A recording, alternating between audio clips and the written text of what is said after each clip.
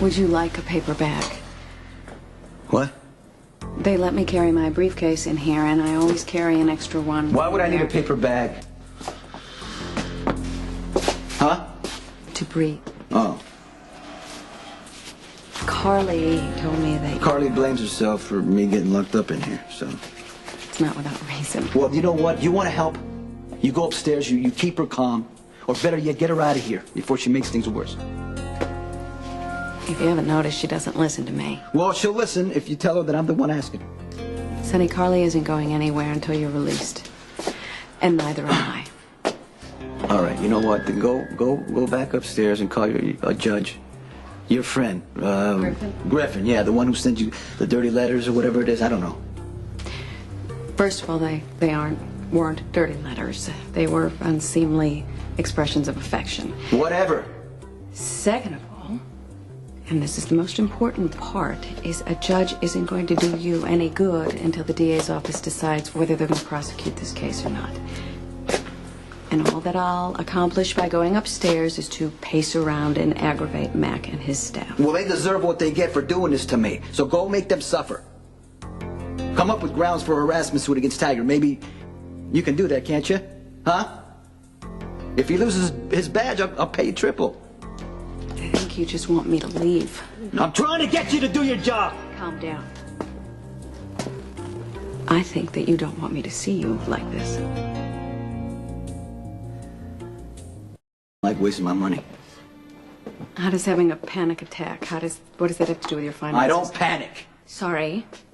I'm sorry, that was a poor choice of words. Wrong choice, wrong assumption. There's nothing wrong with me, Alexis. I don't need a babysitter. What I need is for my attorney, who I pay a small fortune to keep on retainer, to stop watching me like I'm an animal in a cage. I want you to get your condescending, overpriced butt upstairs and do your job. You're claustrophobic, and for some reason, and I don't understand why, you see that as a sign of weakness. It appears that you're distracting yourself by trying to pick a fight. Shut up! Don't you ever speak to me that way again.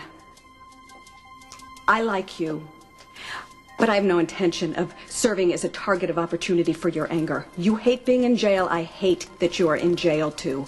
But I have offered my help. If you don't want it, a polite refusal would be sufficient. But I am not going to stand here and fight for the privilege of having you yell at me.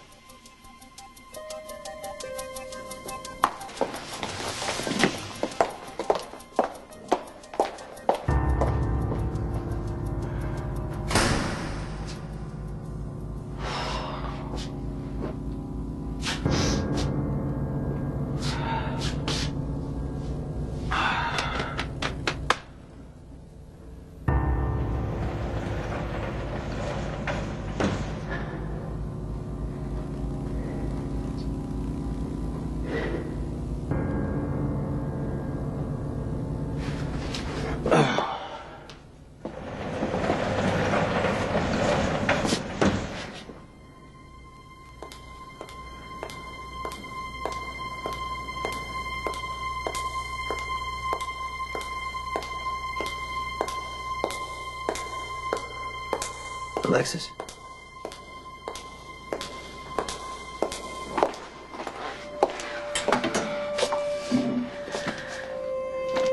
That wasn't so hard, was it?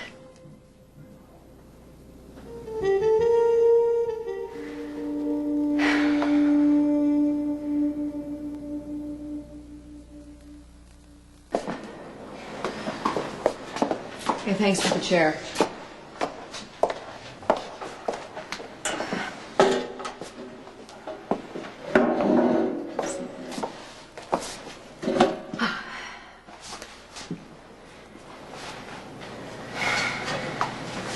When's the first time you noticed it? You're gonna have to elaborate. That thing you do. When you talk until you can't breathe. And don't say it's asthma, because I think we both know it's this or something like it. It was probably something from when you were a kid. That's why you can't get rid of it, because it's not about who you are now. It's about how you felt before you could fight. And even though you say it's fine now, you know, but it's over 20 years later, you still carry it around. It's part of you. You could try visualizing, or maybe if you just closed your eyes. Alexis, I asked you a question. You don't have to tell me how it started or what happened when you were a kid. Sometimes you don't want to say something, you know, I mean, I understand that.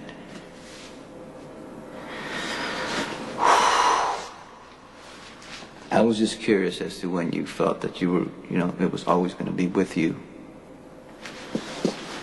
in some way, you know.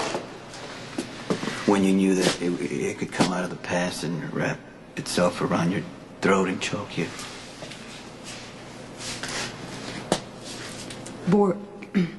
Boarding school. You went to boarding school? In New Hampshire. Up until I was... from the time I was 14.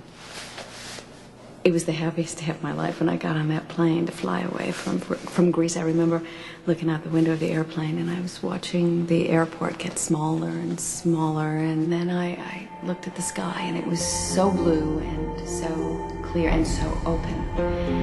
And all I could think about were the thousands of miles between Helena and myself.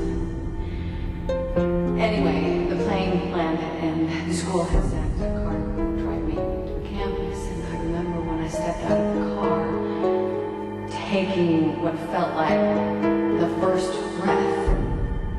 It smelled like pine needles and fresh cut grass, and if you told me I was going to die tomorrow, I'd get in the car and I would drive to Briarton Briggs just to leave that airplane.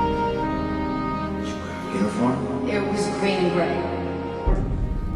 I know this is hideous, but I liked it. Actually, I liked everything about that school. I had great grades, I had a lot of friends. It was just one moment where I thought I saw Helena. I didn't, but for that split second that I thought I saw her, I decided that I was going to run so that she couldn't take me. So she did. Sonny? Sonny? Sonny, look at me. It's okay.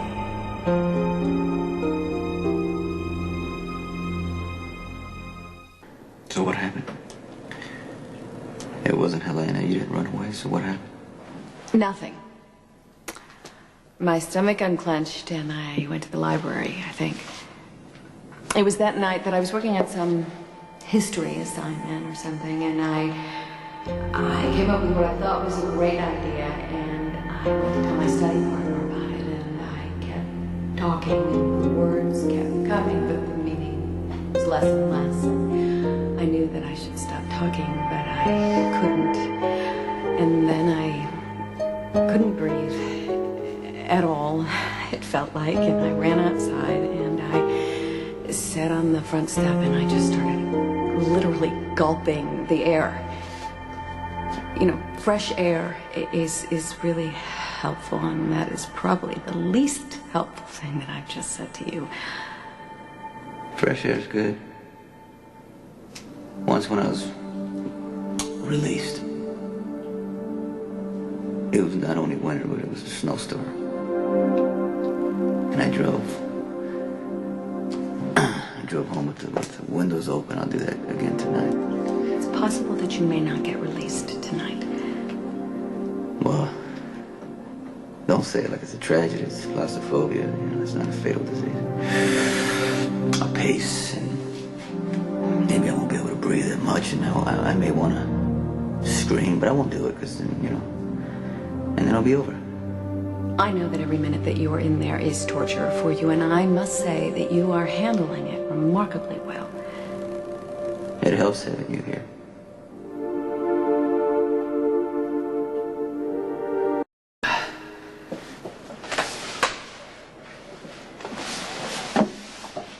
Have you ever been to New Hampshire?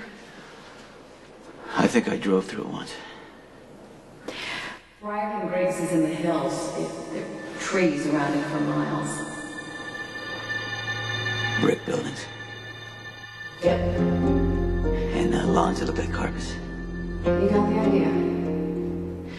2-3 times a year they take you to Manhattan for a field trip. They take you to museums or maybe to the opera.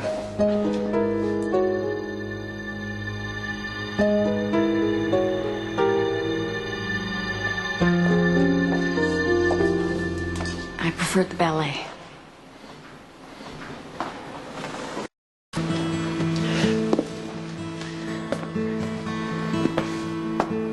I took my mother to the ballet once. I'd been at that house for a couple of years, and I was making good money as a numbers runner. And I walked past Carnegie Hall, and there was a poster, and my mom used to, watch ballet on public television. She used to tell me all the time how, she used to go to the ballet all the time, in Cuba when she was a little girl, so I decided I'd take her, and so I bought 2 box seats. They were for the afternoon when I knew that Deke would be working, so I went to the house and I surprised her.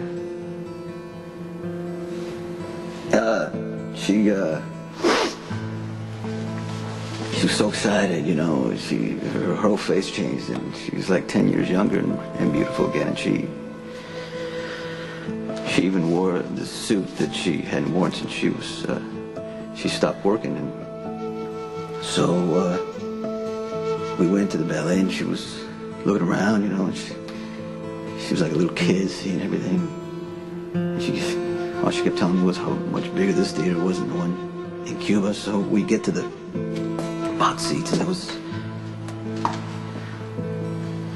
all these girls, and they all had uniforms. What color were they? I don't remember, but they were giggling and flirting, and they kept looking at me, and I just kept thinking, we're so different, because to them this is like a fun day in the afternoon. They're going to go back to their rich schools and rich lives, and they'll forget the ballet. But to me and my mother, it was like we were visiting another planet.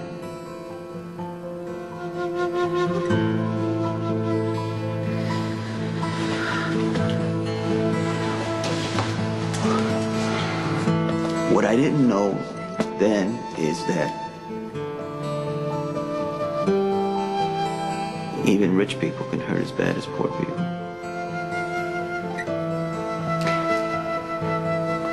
I wonder if on any of my field trips I ever looked over from my box at the ballet and saw a beautiful Cuban woman with her son.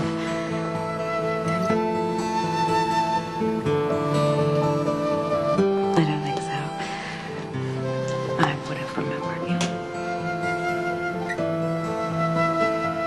I'd have remembered you too.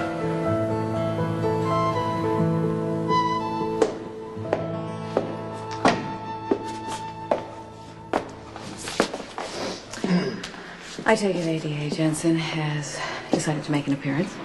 ADA Jensen's ready to review his statement. So if you'd step away from the bars, Miss Davis. It's time to go, Sonny boy. Well, unless you'd rather stay here, if you're comfortable and everything. If you're done goading my client, can we just move this along, go upstairs, and end this once and for all? Oh, yeah. I'm all for that. There we go.